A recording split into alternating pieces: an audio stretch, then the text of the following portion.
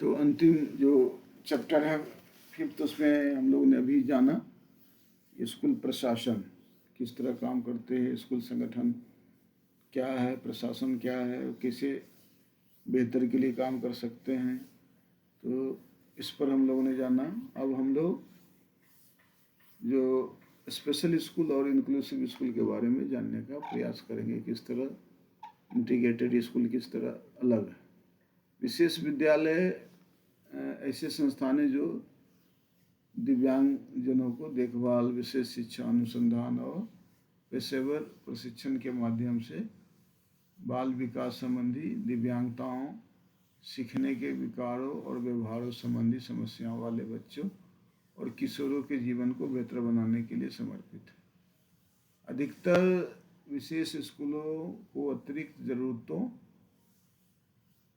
और बच्चों के लिए उचित विशेष शिक्षा प्रदान करने के लिए विशेष रूप से डिजाइन, स्टाफ और संसाधन से सुसज्जित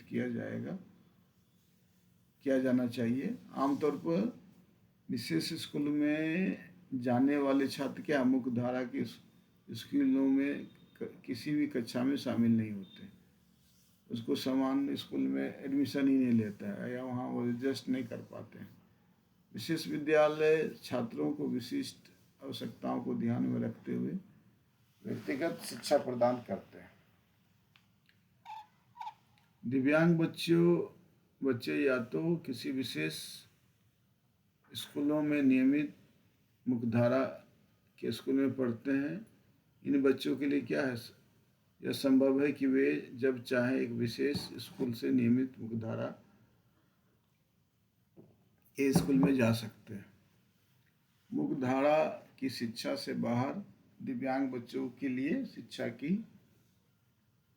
अलग शिक्षा प्रणाली के रूप में विशेष शिक्षा में भारत 1880 के दशक में विकसित हुई थी।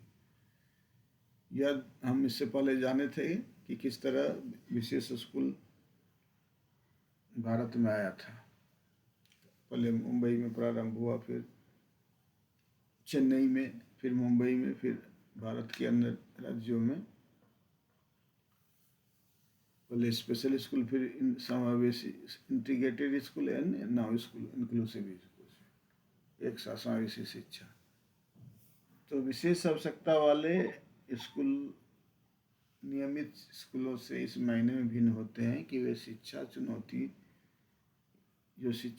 चुनौतियों से झेलने वाले छात्रों को उसकी चुनौतियों को पूरा करते हैं। विशिष्ट आवश्यकता वाले बच्चों को सही सहायता प्रदान करने के लिए डिजाइन किए गए हैं, स्टाफ युक्त है और उसके पास संसाधन है। इन स्कूलों का लक्ष्य खेल के मैदान को समतल करना है। वे छात्रों आयु उपयुक्त शैक्षिक लक्ष्यों को पूरा करने की अनुमति देने के लिए लक्षित सहायता पर जो लक्ष्य रखा गया है उसके सहायता प्रदान करते हैं। इनके पास शिक्षा के प्रति एक आकार सभी के लिए उपयुक्त दृष्टिकोण नहीं है। इसके बजाय वे प्रत्येक छात्र की आवश्यकताओं को अद्वितीय संयोजन को पूरा करने के लिए अनुकूलित प्रोग्रामिंग प्रदान करते हैं।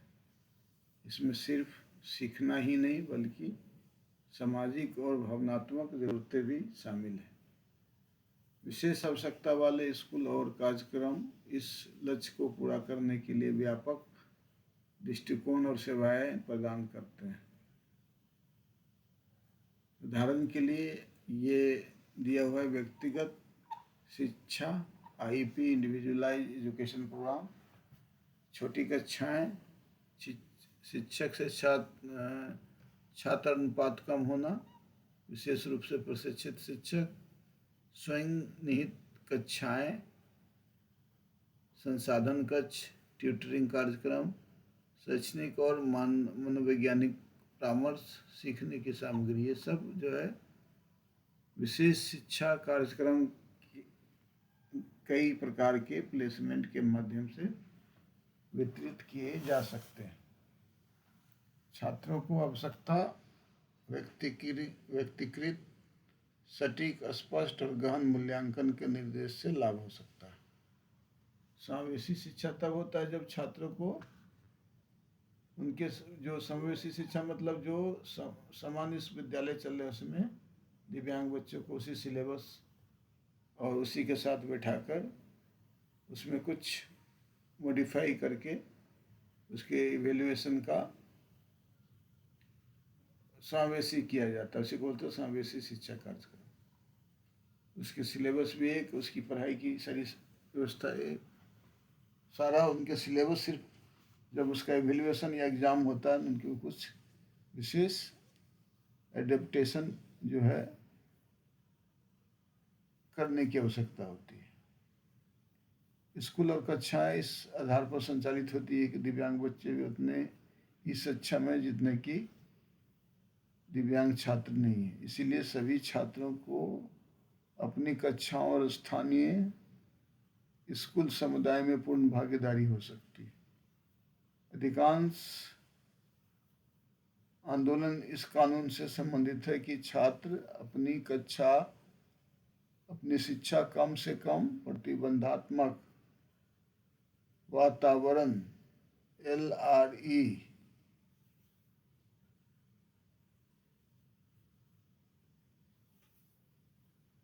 में प्राप्त करें।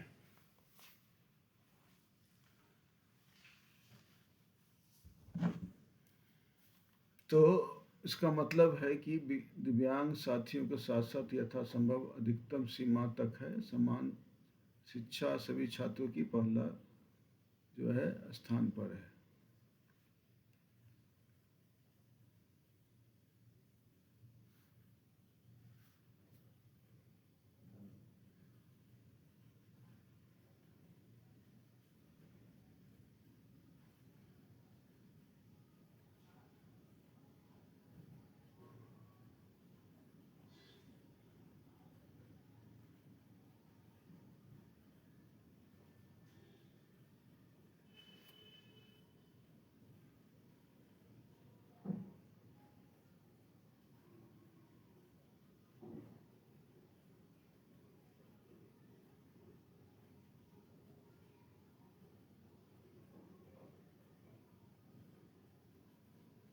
तो यहाँ पर LRE मतलब होता है लिस्ट रिस्ट्रिक्टिव इन्वायरमेंट, मिनिमम कम प्रतिबंधात्मक वातावरण, लिस्ट रिस्ट्रिक्टिव इन्वायरमेंट।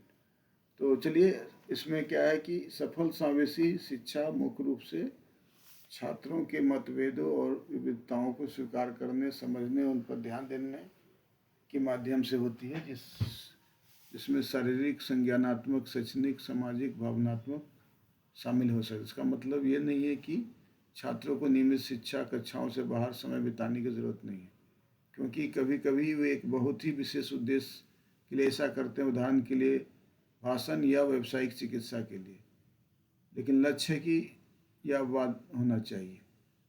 दूसरा है ड्राइविंग सिद्धांत। सभी छात्रों को क्या होना चाहिए, उसके प्रयासों में स्वागत, उचित चुनौती का समर्थन महसूस कराना है। यह भी अत्यंत महत्वपूर्ण है कि वयस्कों को भी समर्थन किया जाए। इससे नियमित शिक्षा और विशेष शिक्षक नियमित शिक्षक normal regular teachers and special teacher, साथ ही एक अन्य सभी कर्मचारी संकाय शामिल हो, इसका प्रमुख हितकारी है और स्टेक होल्डर है। इसमें माता पिता भी शामिल करके स्पेशल स्कूल के जो है और इंक्लूसिव एजुकेशन, इसके बारे में हम लोगों ने भी जानकारी प्राप्त की कि किस तरह है। इसको और अपने ढंग से आप लोग इसको लिख सकते हैं। अब हम लोग 5.3 को भी देख लेंगे, क्योंकि सब छोटा छोटा है और सब ज़्यादा आप लोग से जुड़ा हुआ है, इसलिए बहुत